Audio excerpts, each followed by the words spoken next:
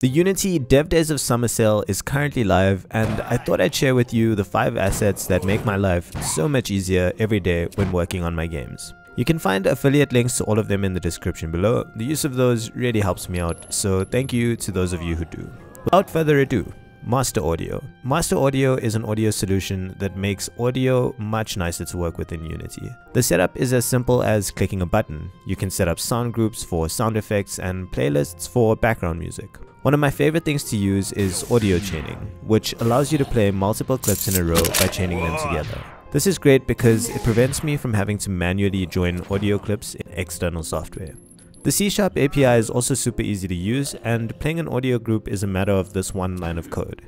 An additional and perhaps unintended benefit of the app is that because all your audio is in one place, it's really easy to separate what's actually in use from what might be used in the future. This way, you don't have to commit 3 GB worth of unused audio files to your source control, which is something that might be a problem when working with this next asset, Universal Sound Effects, which has literally thousands of different sound effects and voices to help complete your projects. There's not much more to say on this one, as it's just a huge collection of high quality audio effects, but without it, my life would be much more difficult. Next, Behavior Designer, which is my go-to asset for any AI related tasks. It provides you with a nice drag and drop interface for creating simple or complex behavior trees. And whilst there is a bit of a learning curve, it is probably one worth taking the time to learn. The API is also fantastic, so scripting custom tasks that you might need to integrate into your behavior trees is simple. If you're still unsure of what this asset does, here's a quick example of how I use it in the zombies game I'm currently working on. When the zombie spawns in, it should find the game object with the player tag.